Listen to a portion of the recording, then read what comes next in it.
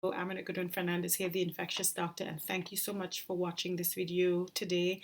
And for those of you who have been following my page and watching the videos and commenting, etc., thank you so much for taking the time. Of course, there's so much information out there, and we have so many options now. So I appreciate you all watching these videos and reading some of the things I'm writing.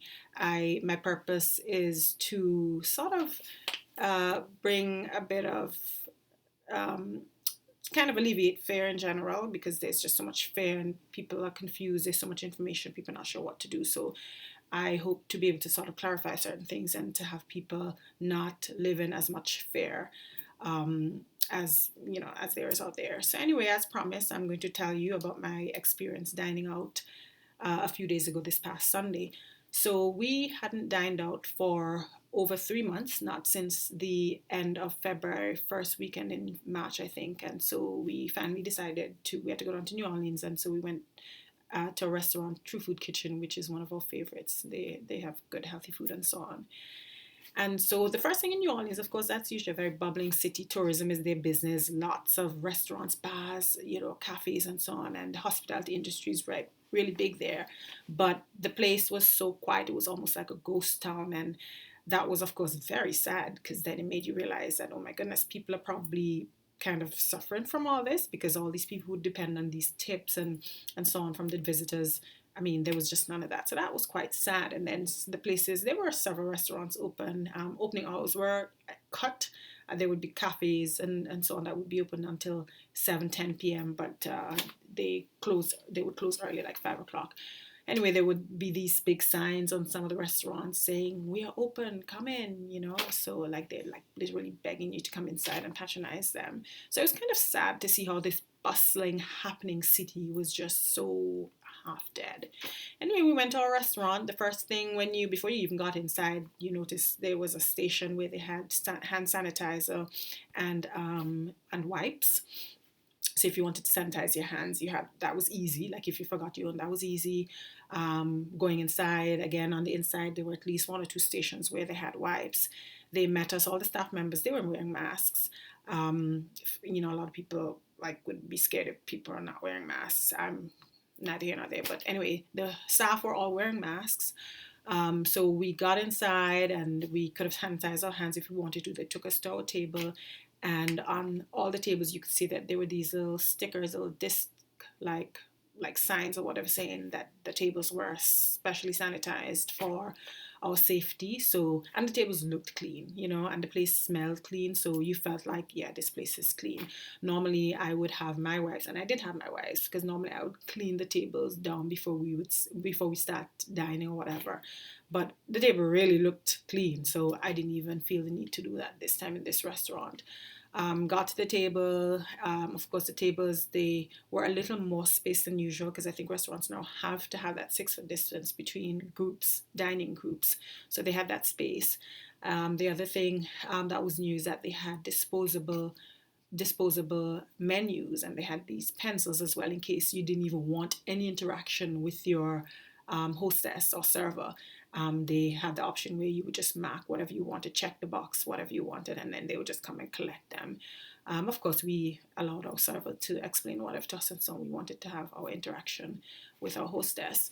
But there was that option, and I think that's probably one of the better things that will change from this whole pandemic, because menus tended to be quite gross in restaurants. And I always had this habit where I would wait until after I handled the menu, made my selection, and then I would go to the bathroom and wash my hands. So anyway, we didn't have to worry about that this time. And then anyway, so they brought her food and so on, and of course the food was good as usual. In some of depending on what you got, we noticed that portions were a little smaller, and that's to be understood. I mean, they have less occupancy, they have to spend more money with certain things, cleaning, printing menus, and so on, and so they have to make up the money somehow, and so you're probably going to notice where portions might decrease, or the prices might go up, or both. But hey, that's probably understandable.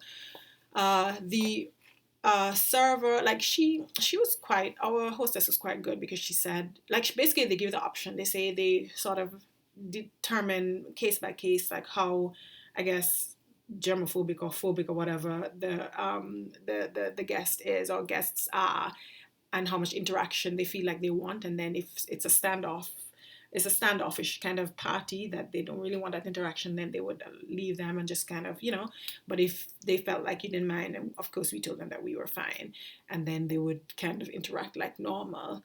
For me, well, in my opinion, if you are that afraid, I guess, of getting something from your hostess, then you probably should just get takeout and stay at home. But anyway, they have these options for the different groups of people. And then at the restroom, there's a sign saying only one person at a time, which of course I would interpret to mean one group at a time. So if my sister and I are dining together, or if it's a group of us dining together, then, we're in the same party, so we could potentially go to the bathroom at the same time. But then if there's a stranger, like I went and there was a stranger there, so I waited for that. I stood back, waited for that person to exit, and then I went in. So I never felt unsafe. I didn't feel as if I came out with anything. There was nobody coughing around the place, because I think at this point everybody should know that if you're sick you should stay away, stay home. So there was never that fear that, oh, I could have come into contact with somebody who had COVID, or somebody sneezed on me, coughed on me, or whatever, right? So it was pretty safe. And generally going forward, you're probably not going to be going dining out every day, or maybe not even every week. We won't dine out every week. In fact, maybe months might pass again before we dine out. It's not a must. It's, you don't have to dine out. But if you do dine out, then the things that I would recommend, big things, and I wrote them down so I wouldn't forget, I would probably choose a somewhat more high end, like not highest end, not like 5-star all the time or Michelin star or whatever, but like a higher level restaurant, because they are more likely to go that extra mile in making sure everything's clean and having the disposable menus and so on and so forth, as opposed to like a regular kind of a fast food style restaurant. If it's fast food or maybe lower end, then takeout might just be a better idea overall. Okay. If there is the possibility for outdoor dining, I would probably choose that as well, because you have that good air, fresh air. Now, here in Mississippi or Louisiana in the South, it's exceptionally hot from late spring on to end of summer, early fall. So in this kind of time, summertime, I mean, you're not really going to want to dine outdoors. But if the outdoor dining is a possibility, like in the Caribbean, I'm from the Caribbean, and there are a lot of beach bars in the Caribbean. And if I was in the Caribbean, I would love being on a beach, in a beach kind of outdoor beachside or beachfront restaurant, where you have that good breeze, that good sea breeze, and you just know that your air is nice and fresh. So outdoor dining if possible, right? If indoors, again, the restaurants probably, they have rules now in terms of how the capacity. They're not going to be able to operate at that maximum capacity with people packed together. And that packed together situation, of course, was very common in New York City, where they would utilize every square foot of space to put people. And that's not going to be something that can be done now, because you have to maintain that 6-foot distance. But a nice spacious place, nice high ceilings, so you don't feel stuffy. You know that the ventilation is pretty good. If I would definitely, if it's one of those doors where you have to hold the knob, I would sanitize my hands on entering the building.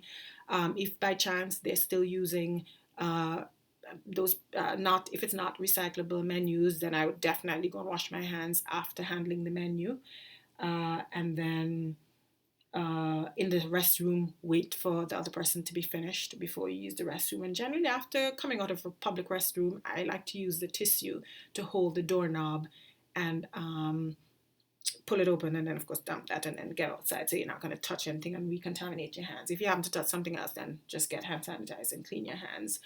Generally though, if you are in a category, if you're sort of sickly, or generally in that category of people who are at a much higher risk for severe COVID or severe complications from COVID, then it's probably still a better idea to just stay at home, get takeout, get somebody to order takeout for you. But I mean, I think everybody deserves to decide their own risk and decide the risk they're willing to take. And So if somebody might say, I'm a little sickly, but I still want to live my life. And so if you do get out there, just keep that 6 foot distance as much as you can. Uh, and just wash your hands or sanitize your hands as often as you possibly can. But overall, we life will, it must go on.